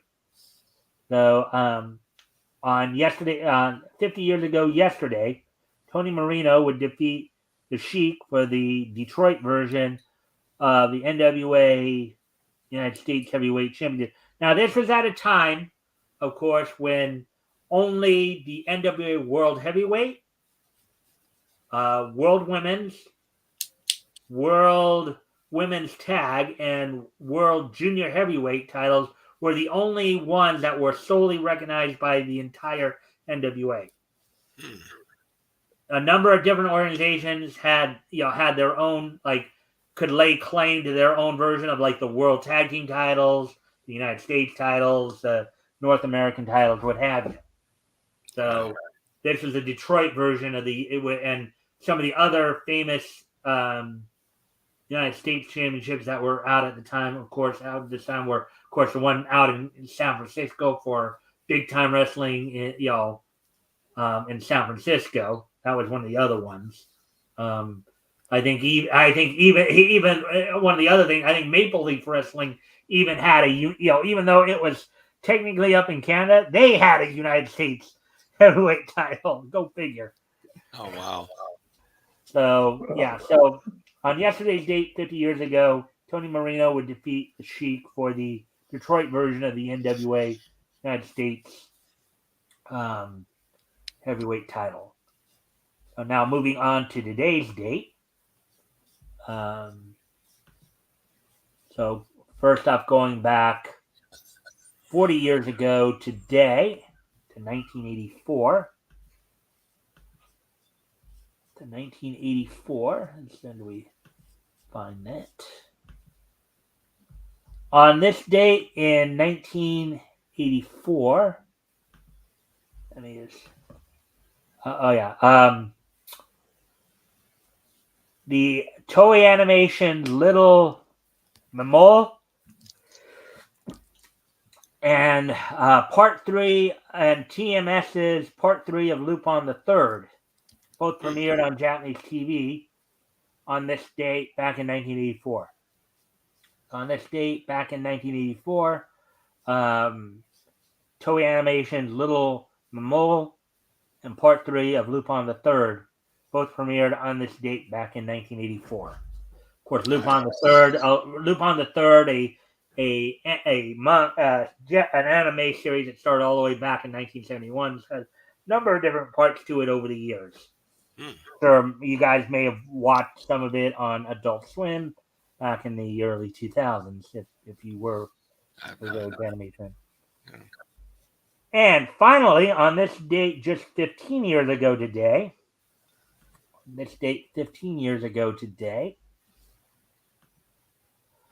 from Warner Brothers Animation, Lauren Montgomery's 2009 animated Wonder Woman picture premiered on this date back in 2009, 15 years ago today. Wow. Loosely based on George Perez's reboot of the character, specifically the Gods and Mortals arc.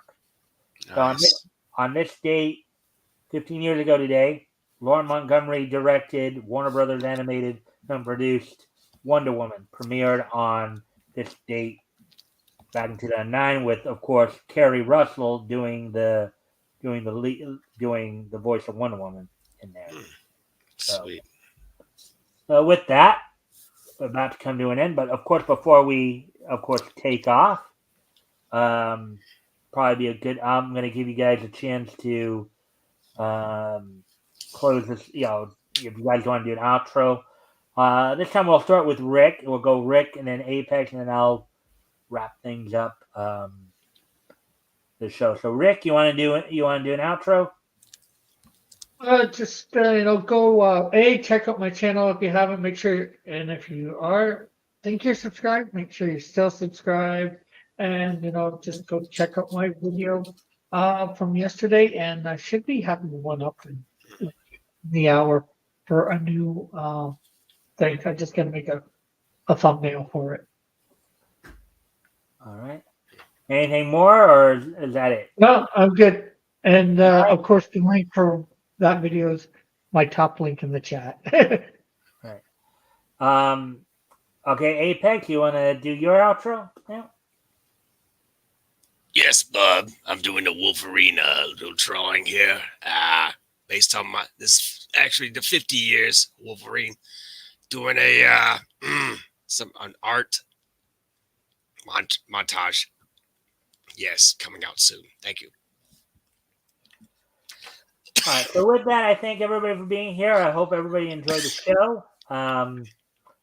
And with that, I shall bid you all adieu. And of course, we'll be back here tomorrow night with our Niche Newscast. This Friday, of course, I'll be having RJ Carter from Critical Blast co-hosting with me, as we will be we'll be starting our February of 1940 coverage.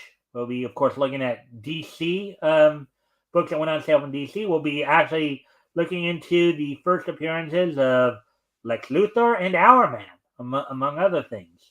So with that, I thank everybody for being here, and I hope to see everybody back here tomorrow. Bye.